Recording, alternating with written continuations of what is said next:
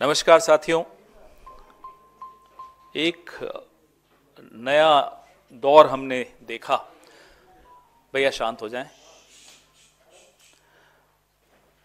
संसद में जो हमने पिछले दिनों देखा, मुझे नहीं लगता कि किसी और पीढ़ी ने इस तरह के नज़ारे देखे होंगे भारत के संसद में।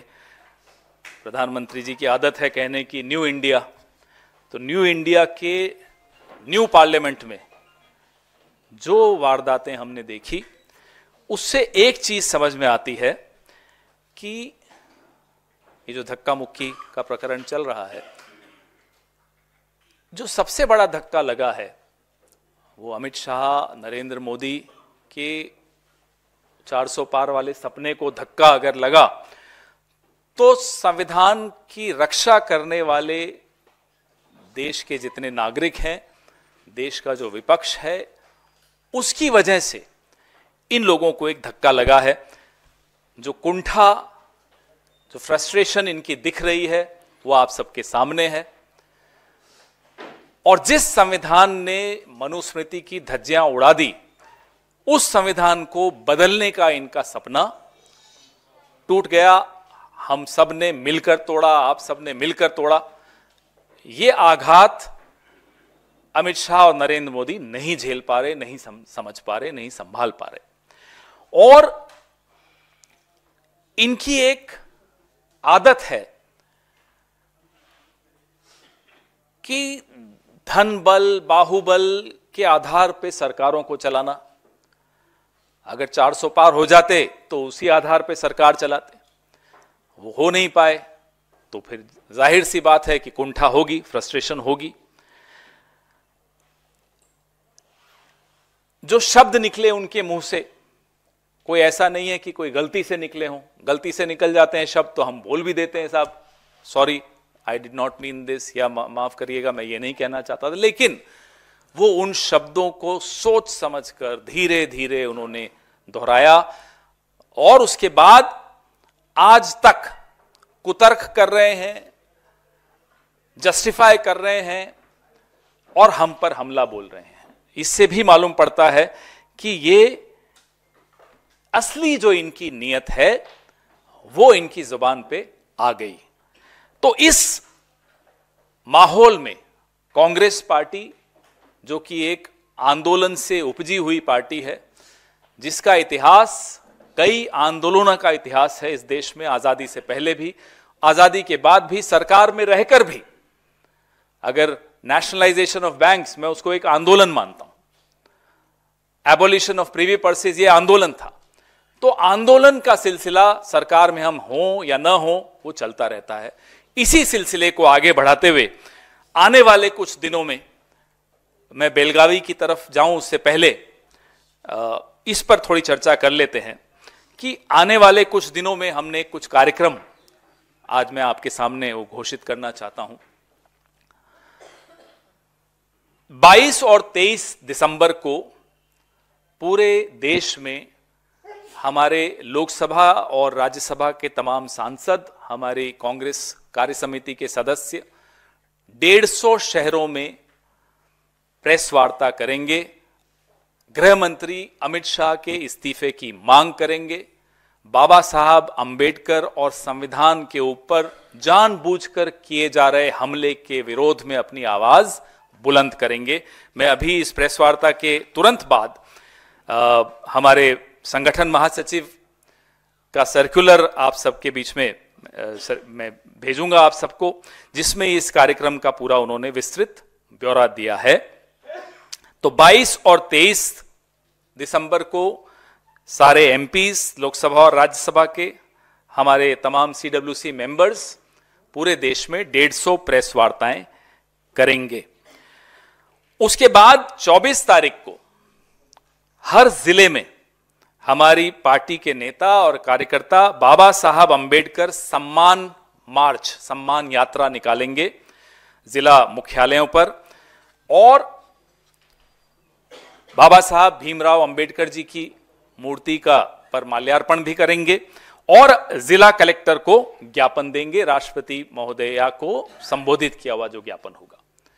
All are MPs, both Lok Sabha and Rajya Sabha, along with CWC members, will be addressing press conferences, 150 press conferences across the country on the 22nd and the 23rd of December, highlighting the deliberate attack on Baba Saheb Bhimrao Ambedkar ji and the Constitution of India.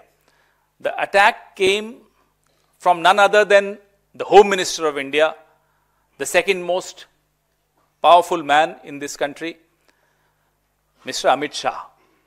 He is unrepentant, the Prime Minister is unrepentant, we have demanded his resignation, and this demand will be reiterated in these 150 press conferences across the country. On the 24th of December, at every district headquarter, there will be a Baba Saheb Ambedkar Samman March that will be carried out by our party leaders and workers.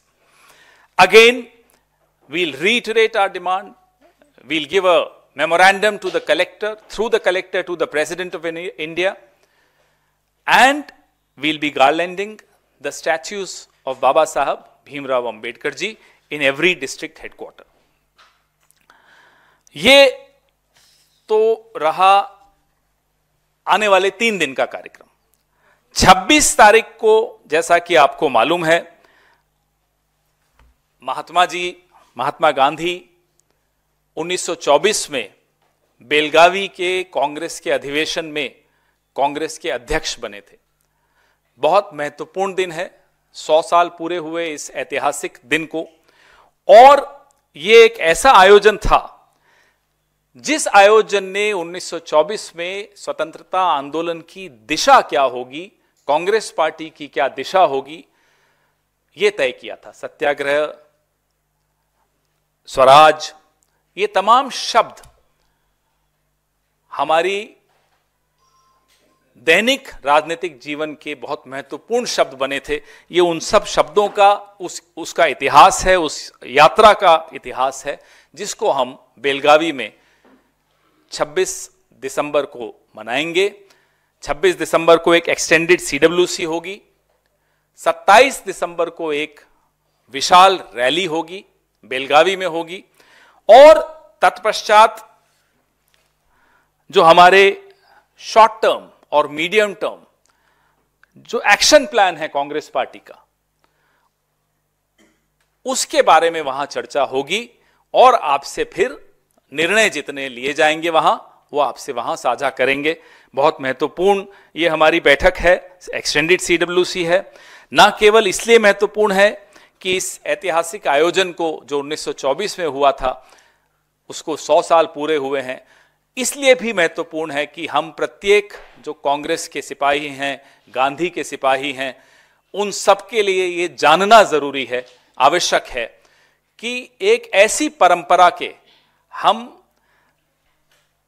जिम्मेदारी लेते हुए आगे बढ़ रहे हैं, वो ध्वज उठाकर हम आगे बढ़ रहे हैं, जो हमें बहुत गौरवान्वित भी करता है और उस जिम्मेदारी का एहसास भी दिलाता है।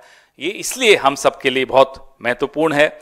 1924 के इस अधिवेशन में महात्मा गांधी के साथ राजेंद्र प्रसाद जी थे, पंडित जवाहरलाल नेहरू जी थे, सरदार पटेल जी थे, सरोजनी नायडू जी थी, और सुभाष चंद्र बोस जी थे।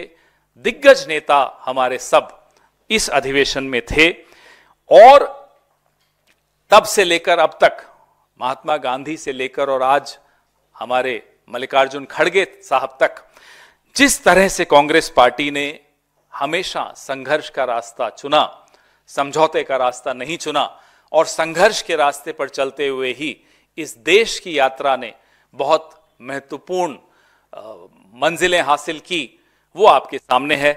अब संघर्ष बहुत बढ़ गए हैं और हम तैयार हैं उन संघर्षों के लिए। बेलगांव अधिवेशन की शताब्दी समारोह में एक चीज बड़ी महत्वपूर्ण थी कि गांधी जी के लिए एक 300 रुपए की कुटिया बनाई गई थी। कांग्रेस पार्टी ने कहा कि आप यहीं ठहरेंगे। गांधी जी ने उस कुटिया में ठहरने से भी इनकार कर दिया। वो सादगी का जीवन, उन्होंने एकदम साधारण एक झोपड़ी में रहे, बोला इस कुटिया में मैं नहीं रहूंगा। वो 300 रुपए की कुटिया इतिहास में दर्ज है। आज का जो हमारा जो निजाम है, जो सत्ताधीश लोग बैठे हैं सूट बूट वाले, जिनको राहुल जी सूट बूट की सरकार कहते हैं, उनको शायद उनको भी प्रेरणा लेनी चाहिए कि किस तरह के लोगों ने, who were our founding fathers, what was their contribution, what was their sacrifice, how was their mentality, how did they think, ये सब हमारे आज के प्रधानमंत्री और गृह मंत्री और इन सबको भी समझना चाहिए। तो आपके सवाल तो मैं लूंगा, ज़्यादा जवाब नहीं दे पाऊंगा क्योंकि काफ़ी कुछ आपको वहीं मालूम पड़ेगा। बेलगावी में बहुत महत्वपूर्ण है, इसलिए महत्वपूर्ण है कि इतिहास को तो याद कर ही रहे हैं, लेकिन आगे का रास्ता तय करने के लिए बेलगावी एक मील का पत्थर साबित होने जा रहा है कांग्रेस पार्टी के लिए। इससे ज़्यादा अभी बोलना उचित नहीं रहेगा आपके सवाल।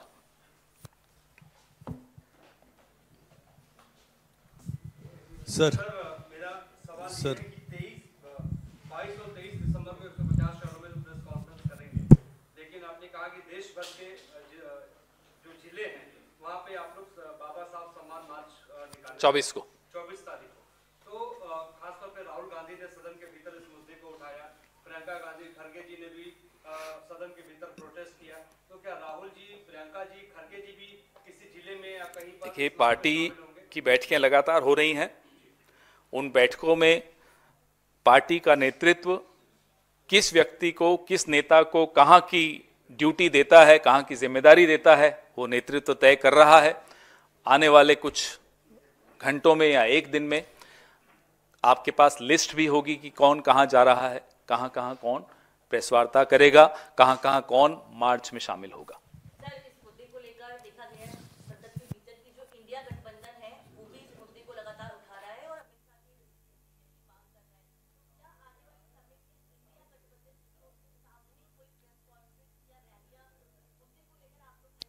आज ये कांग्रेस के मंच से, कांग्रेस की प्रेस वार्ता में, कांग्रेस के कार्यक्रम के विषय में, ना केवल आने वाले 3 दिन के कार्यक्रम में, बल्कि बेलगावी के कार्यक्रम के विषय में मैं आपसे चर्चा कर रहा हूं।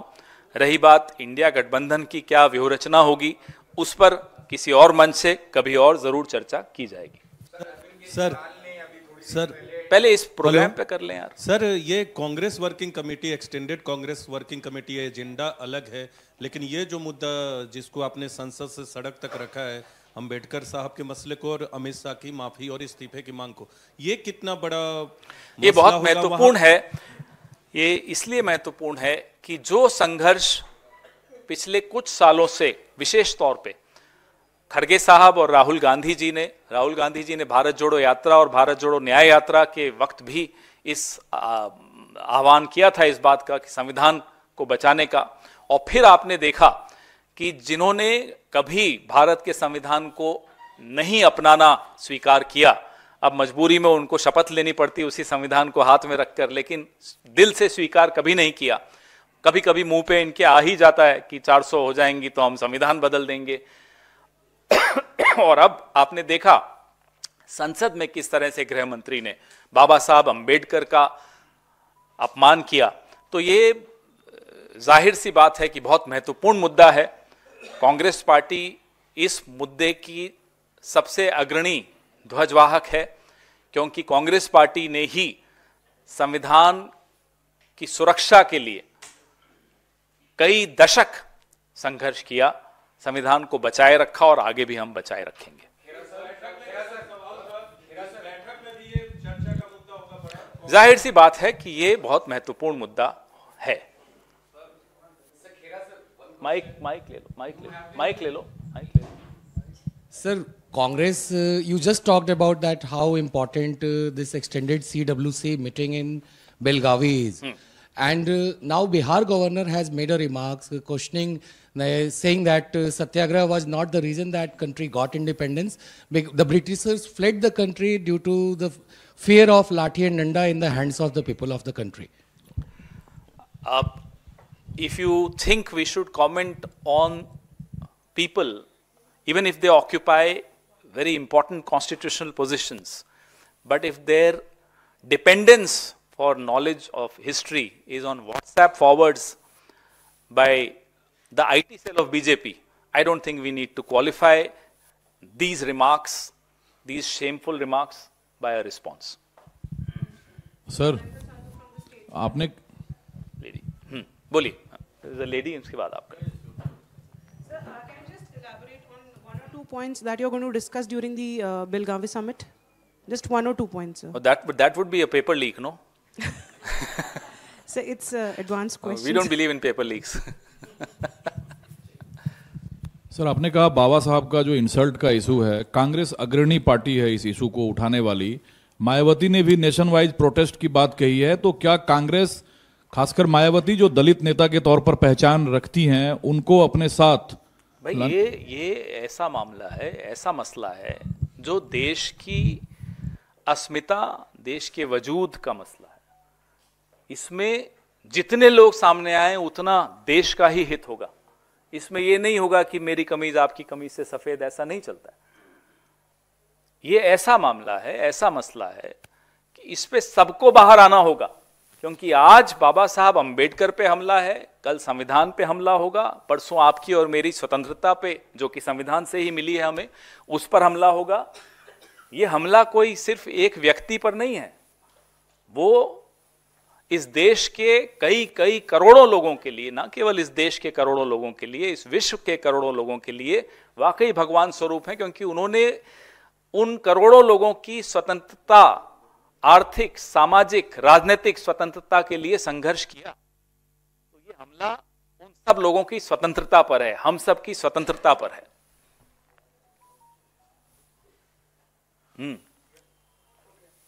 हो गया?